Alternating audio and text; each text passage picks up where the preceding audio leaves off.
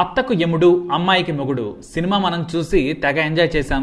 సినిమాలో హీరో కాబట్టి చిరంజీవి రంజుగా కామెడీగా కథను క్లైమాక్స్ వరకు అద్భుతంగా తీసుకెళ్లాడు. పైగా శుభ కార్డు కూడా ఆయనకు అనుకూలంగానే పడుతుంది. మనమంతా సినిమా చూసి అదుర్స్ అనుకున్నాం. కానీ నిజ జీవితంలో మొగుడిని అసహించుకునే పెళ్లాన్ని, పొగరబోతు అత్తని కంట్రోల్ చేయడం సాధ్యమేనా అంటే కానే కాదు. అందుకే ఓ మొగుడు సినిమా రేంజ్లో కాదు కానీ తన రేంజ్కి తగ్గట్టుగా ఒక స్కెచ్ చేశాడు. ఆ స్కెచ్ ఏంటి, అది సక్సెస్ అయిందా ఫెయిల్ అయిందా అనేది ఈ స్టోరీలో చూద్దాం. ఈ స్టోరీ విన్నాక నవ్వాలో ఎడవాలో కూడా అర్థం కాదు. ప్రాణ్లాల్ యాదవ్ వయసు 35 ఏళ్లు. ఉత్తరప్రదేశ్లోని ఒక కుగ్రామంలో దర్జాగా బ్రతుకుతున్నాడు. కులూహి పక్కన వారిది చిన్న ఊరు. రాజాలా బ్రతుకుతున్న అతనికి పెళ్లి చేశారు. అదే అతని కొంప ముంచింది. తమకు తెలిసిన వారి ద్వారా ఒక సంబంధం వస్తే దర్జాగా పెళ్లి చేసుకున్నాడు యాదవ్. యువతి మహా అందగత్య. ప్రాణ్లాల్ కూడా హీరోలా ఉంటాడు. ఇంటర్ ఫెయిల్ అయినా తమ ఊరిలో కావాల్సినంత ఆస్తి ఉంది. మొదటి 6 నెలలు భార్యతో సంసారం బాగానే సాగింది. ఇక 7వ నెల నుంచి ప్రాణ్లాల్ సంసారంలోకి అతని అత్త పెత్తనం ఎక్కువైంది. తమ కూతురును సరిగ్గా చూసుకోవడం లేదని, భారీగా కట్నం ఇచ్చినా ఇంట్లో పని మనిషిలా వాడుకుంటున్నారని అల్లుడిపై దౌర్జన్యంగా మాట్లాడేది. తన భార్య ఈ మాటలు అనలేదు. మరి మీరెందుకు మధ్యలో వస్తున్నారని ప్రాణ్లాల్ తన అత్త మీద ఫైర్ అయ్యాడు. ఆ వెంటనే మా అమ్మ మీద గౌరవం లేకుండా మాట్లాడుతావా, నువ్వసలు మనిషివేనా అంటూ భార్య కూడా చీకొట్టి తన తల్లితో కలిసి పుట్టింటికి వెళ్లిపోయింది. తుఫాన్లా వచ్చిన అత్త 2 రోజుల్లోనే తన భార్య మనసు మార్చి తీసుకెళ్లిందని బాధపడ్డాడు ప్రాణ్లాల్ యాదవ్. ఇక ఆ తర్వాత అతని తల్లిదండ్రులు, వారి వైపు తల్లిదండ్రులు పెద్దల మధ్య మాట్లాడుకొని మళ్లీ సెటిల్ చేసేశారు. ఇక ఆ తర్వాత మళ్లీ 2 నెలలకే భార్యాభర్తల మధ్య గొడవలు మొదలయ్యాయి. తట్టుకోలేక ఒకరోజు బాగా తాగి పెళ్లాన్ని కొట్టాడు. అంతే. దాంతో వెంటనే తన తల్లిని పిలిపించి గొడవ చేసేసింది భార్య. ఇక తనదే తప్పని, తాగిన మైకంలో కొట్టానని అందరి ముందు క్షమాపణ చెప్పి గొడవను సద్దుమణిగలా చేసుకున్నాడు ప్రాణ్లాల్ యాదవ్. ఇక యాదవ్ వ్యవసాయం చేసుకుంటూ హాయిగా బ్రతుకుతున్నాడు. అప్పుడప్పుడు తన భార్యను బైక్ పై టానుకు తీసుకెళ్లి సినిమా చూయించి తీసుకొచ్చేవాడు. కానీ ఎప్పుడైతే తన అత్తగారింటి నుంచి ఫోన్ వస్తుందో ఆమె తీరు మొత్తం మారిపోతుంది. అలుగుతుంది, కోప్పడుతుంది, చెప్పిన మాట వినదు. మళ్లీ తెల్లవారుజామున బాగానే ఉంటుంది. దీంతో తన అత్త భార్య మనసును చెడగొడుతుందని ఫోన్కు రీఛార్జ్ చేయించలేదు. ఏదైనా అవసరం ఉంటే తన ఫోనే వాడుకోవాలని చెప్పాడు. ఇంకేముంది, ఈ విషయం కూడా ఆ అత్తకు తెలిసిపోయింది. ఆ తర్వాత బావమరిది వచ్చి నానా రచ్చా చేశాడు. దీంతో తట్టుకోలేక రీఛార్జ్ చేయించి మళ్లీ సంసారాన్ని సెటిల్ చేసుకున్నాడు. కానీ అత్తగారు నుంచి ఫోన్లు మళ్లీ పెరిగిపోయాయి. ప్రాణ్లాల్ యాదవ్ మాత్రం ఆ ఫోన్లను మాట్లాడనివ్వకుండా చేయడానికి ఏదో ఒక పని చెప్పేవాడు. అయినా సరే రాత్రి సమయంలో అత్తగారు ఫోన్ చేసి చాలాసేపు మాట్లాడేది. అలా ఫోన్ కట్ అవగానే మళ్లీ భర్తతో గొడవ పడడం మొదలయ్యేది.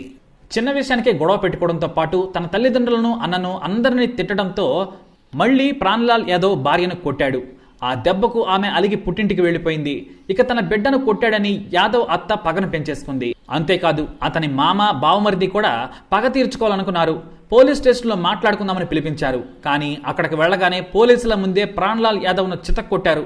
దీంతో పోలీసులు సర్ది చెప్పినా ప్రాణ్లాల్ యాదవ్ మాట వినలేదు. ఏం చేసుకున్నా సరే జైలుకైనా వెళతాను, కానీ నేను నా భార్యతో సంసారం చేయలేను. మా అత్త చనిపోయిన రోజున ఆలోచిస్తా, ఆవిడ బ్రతుకున్నంత వరకు సంసారం సాగదని వెళ్లిపోయాడు. అయితే వాళ్ళు అంతటితో ఊరుకోలేదు. వరకట్న వేధింపుల నుంచి గృహహింస వరకు అన్ని కేసులను పెట్టేశారు. దీంతో అతని తల్లిదండ్రులు దాదాపు 90 రోజులు జైల్లోనే ఉన్నారు. ఏ పాపం తెలియని తన అన్న, వదినలు కూడా కోర్టుల చుట్టూ తిరగాల్సిన పరిస్థితి ఏర్పడింది. అయితే ఏడాదిలోపే ఒక మంచి జడ్జి దగ్గరకు ప్రాణ్లాల్ యాదవ్ కేసు వెళ్ళింది. భార్య భర్తలను పిలిచి సర్ది చెప్పారు. మీరు కోర్టుల చుట్టూ తిరిగితే మీ జీవితం వృధా అయిపోతుంది. కలిసి మెలిసి ఉండండి, ఎవరో ఒకరు సర్దుకుపోవాలని చెప్పారు. ఇక ప్రాణ్లాల్ యాదవ్ తన బాధను జడ్జికి మొత్తం చెప్పుకున్నారు. అతని ఆవేదన విని అత్తను పిలిచి ప్రత్యేకంగా చెప్పారు. నువ్వు ఇక మీ కూతురికి ఫోన్ చేయొద్దు. ఆమె చేస్తే మాట్లాడు, అతనిని మాత్రం వేధించొద్దు. మళ్లీ తప్పు చేస్తే నేనే శిక్ష వేస్తాను. పిల్లలకు సర్ది చెప్పాలి, కానీ సంసారంలో పెట్రోల్ పోయిద్దని సున్నితంగా చెప్పారు. ఇరు కుటుంబాలు మాట్లాడుకొని ప్రాణ్లాల్ యాదవ్ను, అతని భార్యను కలపాలని చెప్పారు. అందుకు అంతా ఓకే చెప్పేశారు. అక్టోబర్ 15, 2016న అత్తగారింటికి వెళ్ళాడు ప్రాణ్లాల్ యాదవ్. ఆ రోజున వెళుతూ తన భార్యకు ఇష్టమైన స్వీట్స్ని కూడా తీసుకెళ్లాడు. అత్తామామ నుంచి మర్యాదలు చేస్తే ఎంజాయ్ కూడా చేశాడు. సరిగ్గా సాయంత్రం సమయంలో చిన్న పని ఉందని బయటికి వెళ్ళాడు. అంతే. ఆ తర్వాత అతను తిరిగి రాలేదు. అలాని ఇదేదో క్రైమ్ స్టోరీ కాదు. ఇక్కడ నుంచే అసలు కథ మొదలైంది. ప్రాణ్లాల్ యాదవ్కు పోలీస్ స్టేషన్లో అత్త, మామ, బావమరిది చేతిలో తన్నులు తిన్న తర్వాత భార్య మీద విరక్తి వచ్చేసింది. జీవితంలో పెళ్లాం లేకుండా బ్రతకాలి. అందుకు ఏం చేయాలని ఆలోచించాడు. నా మూలంగా మరోసారి తన కుటుంబం ఇబ్బంది పడొద్దని బలంగా నిర్ణయం తీసుకొని దారిలో వెళ్తున్న ఒక లారీ ఎక్కి ప్రయాణం మొదలుపెట్టాడు. ఆ దారిలోనే ఫోన్ కూడా పగలగొట్టేశాడు. ఆ తర్వాత ముంబై ట్రైన్ ఎక్కేశాడు. ఇక తమ కొడుకు తెల్లవారిన రాకపోవడంతో ఆందోళన చెందారు ప్రాణ్లాల్ యాదవ్ తల్లిదండ్రులు. ఫోన్ చేస్తే రెస్పాన్స్ లేదు. యాదవ్ భార్యకు ఫోన్ చేస్తే సాయంత్రం బయటకు వెళ్తున్నానని చెప్పి తిరిగి రాలేదని చెప్పింది. దీంతో తమ కొడుకును చంపేసి ఉంటారని పోలీసులకు ఫిర్యాదు చేశారు. వారిని ఎంక్వైరీ చేయగా ఎక్కడా ఫలితం లేకుండా పోయింది. పోలీసులు మిస్సింగ్ కేసు పెట్టి ఎంక్వైరీ చేశారు. కనీసం బాడీ కూడా దొరకలేదు. యూపీలోని పోలీస్ స్టేషన్స్ అన్నింటికీ సమాచారం ఇచ్చారు.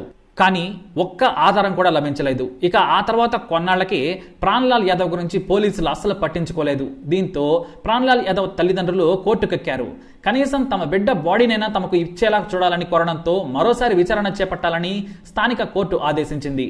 కానీ ఆధారాలు లేవు. చిన్న క్లూ కూడా దొరకలేదు. బస్ స్టాండ్లు, రైల్వే స్టేషన్లో సీసీటీవీ కెమెరాల్లో కూడా ఆధారాలు లేవు. ఇక ఫోన్ లాస్ట్ సిగ్నల్ కూడా కులుహుల్లోనే చూపిస్తోంది. అది కూడా పోలీస్ స్టేషన్కి కూతవేటు దూరంలో. దీంతో మరోసారి ఎంత వెతికినా మాకు క్లూస్ లేవని కోర్టుకు తెలిపారు పోలీసులు.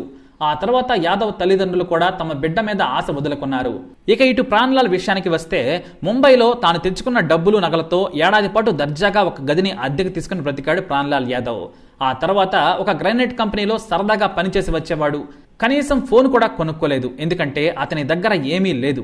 ఆధార్ కార్డు కూడా లేదు. గుర్తింపు కార్డు లేకపోవడంతో ఫోన్ లేకుండానే హాయిగా బ్రతికేస్తున్నాడు. అతను చేసిన తప్పేంటంటే ఎవరితోనూ ఎక్కువగా మాట్లాడేవాడు కాదు. ఇక తాను ఉండే ఇంటికి దగ్గరలోని కిరాణా షాపుల్లో కూడా సరుకులు కొనేవాడు కాదు. ఎవరైనా గుర్తుపడతారేమో అనే భయంతో రూమ్లోనే ఎక్కువగా గడిపేవాడు. ఇక పనికి వెళ్లేటప్పుడు టోపీ పెట్టుకుని వెళ్లేవాడు. ఉదయం వెళ్తే చీకటి పడ్డాకే వచ్చేవాడు.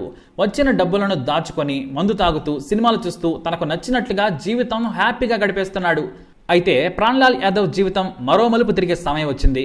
2018లో యాంటీ టెర్రరిస్ట్ ఆపరేషన్స్ విరివిగా సాగుతున్నాయి. ఆ సమయంలోనే ఆ ఏరియాలో ఉండే ఒక సిటిజన్ గూఢచారి పోలీసులకు సమాచారం ఇచ్చాడు. మా ఏరియాలో ఒక వ్యక్తి ఏడాదిగా ఎవరితోనూ మాట్లాడటం లేదు. తన గదిలో ఒంటరిగా ఉంటున్నాడు. అనుమానంగా ఉందని చెప్పడంతో క్రైమ్ బ్రాంచ్కి సంబంధించిన పోలీసులు 8 మంది మఫ్తీలో వారం పాటు అతని కదలికలు మొత్తం గమనించారు. నీడలా వెంటాడారు. ప్రతిరోజు గ్రానైట్ కంపెనీకి వెళ్తున్నాడు. కూల్గా నైట్ వచ్చేస్తున్నాడు. పోలీసులకు ఏమీ అర్థం కావడం లేదు. ఇంటి ఓనర్ను అడిగితే అతని గురించి నాకేమీ తెలియదు, కానీ చాలా మంచి వ్యక్తి, రెంట్ని టైంకి ఇచ్చేస్తాడు, ఎలాంటి ఇబ్బంది పెట్టడని చెప్పాడు. కానీ ఆ మిస్టరీ ఏందో ఛేదించాలనుకున్నారు పోలీసులు.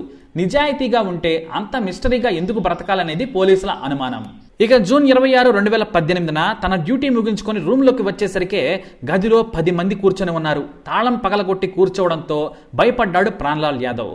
వాస్తవానికి గదిలో ఏముంది, ఏమైనా తీవ్రవాద కార్యకలాపాలకు పాల్పడుతున్నాడా అని సెర్చ్ చేసేందుకు పోలీసులు చొరబడ్డారు. గదిలో 4 డ్రస్సులు, 4 పాత్రలు, ఒక చీపురు, ఒక చిన్న స్టవ్, ఇతర వంట సామాన్లు తప్పితే ఏమీ లేవు. అయినా సరే పోలీసులకు మాత్రం అనుమానం తగ్గలేదు, ఇంకా పెరిగింది. ఇంత పకడ్బందీగా ప్లాన్ చేస్తున్నాడా అనుకున్నారు. ఇక ప్రాణ్లాల్ యాదవ్ గదిలోకి రాగానే కూర్చోబెట్టి అడిగారు. చుట్టూ 10 మంది కూర్చున్నారు. అసలు ఎవరు నువ్వు, ఎక్కడి నుంచి వచ్చావు, నీ ఫ్లాష్ బ్యాక్ ఏంటి అని అడిగారు. ఇక అక్కడున్న పోలీసులందరి ఫేసుల్లో ఒక రకమైన ఎక్స్ప్రెషన్, టెన్షన్. ఎందుకంటే ఏ రేంజ్ స్టోరీ చెబుతాడా అని. దాదాపుగా అందరూ కూడా Samarasimha Reddy, Narasimha Naidu range story expect చేస్తున్నారు. ఇతను ఎవరో తెలుసుకోవాలని ఆతృతతో ఉన్నారు. ఇక ఫ్లాష్ బ్యాక్ బిగిన్ చేశాడు ప్రాణ్లాల్ యాదవ్. తాను యూపీ నుంచి వచ్చానని, నా బ్రతుకు నేను బ్రతుకుతున్నానని చెప్పాడు. అయినా సరే పోలీసులు నమ్మలేదు. ఇక ఎలా కాదు అని చెప్పి స్టేషన్కి ఎత్తుకెళ్లిపోయారు. ఎంత జరిగినా సరే ప్రాణ్లాల్ యాదవ్ మాత్రం మొదట తన పెళ్లి వివాదం గురించి అస్సలు చెప్పడం లేదు. అయితే పోలీసులకు మాత్రం ఒక విషయం అర్థమైపోయింది. అతను ఎట్టి పరిస్థితుల్లోనూ తీవ్రవాది కాదు అని. అయితే తప్పించుకుని తిరుగుతున్న క్రిమినల్ ఏమో అని ఈసారి 4 బాదారు. అంతే, ఒక్కసారిగా కన్నీళ్లు పెట్టుకొని తన భార్య, అత్త, మామ, బావమరిది పోరు పడలేక ఇలా పారిపోయి వచ్చానని, నేను చనిపోయానని తెలిస్తే నా భార్యకు వేరే పెళ్లి చేస్తారు, ఆ తర్వాత నేను వెళ్ళి బ్రతుకుదామనుకుంటున్నాను, నాకు నా భార్య అంటే ఇష్టం లేదు, నా మాట కంటే కూడా తల్లి మాటే వింటుంది, మా అత్త ఒక దెయ్యం, నాకు ఇక్కడే శిక్ష వేయండి, కానీ యూపీకి పంపొద్దని బ్రతిమలాడాడు ప్రాణ్లాల్ యాదవ్. అంతే, అది విన్న పోలీసులు నవ్వాలో ఏం చేయాలో కూడా వారికి అర్థం కాలేదు. అయితే అసలు నిజం చెబుతున్నాడా లేదా అని కులుహి పోలీసులను సంప్రదించక తాము ప్రాణ్లాల్ యాదవ్ చనిపోయామనుకుంటున్నానని చెప్పారు వాళ్ళు. కేసును కూడా క్లోజ్ చేసేసామని చెప్పారు. అతనిపై వేధింపుల కేసు కొట్టేసిన తర్వాత పారిపోయాడని చెప్పుకొచ్చారు. మొత్తానికి ప్రాణ్లాల్ యాదవ్ తెలివికి ముంబై పోలీసులు షాక్ అయ్యారు. అత్తగారి మీద పగ తీర్చుకునేందుకు చనిపోయాడని భావించాలని నాటకమాడాడు. ఇక ఇది తెలిసి భార్య, అతని అత్త షాక్ అయ్యారు. ఇక ఆ తర్వాత యూపీ నుంచి వచ్చిన టీం ప్రాణ్లాల్ యాదవ్ను తీసుకెళ్లిపోయారు. అయితే ఇక్కడ మరో ట్విస్ట్. ప్రాణ్లాల్ యాదవ్ వెళ్ళగానే అతనిపై మళ్లీ రివర్స్ కేసు పెట్టేశారు. ఇక అక్కడ నుంచి సరాసరి జైలుకి వెళ్ళిపోయాడు.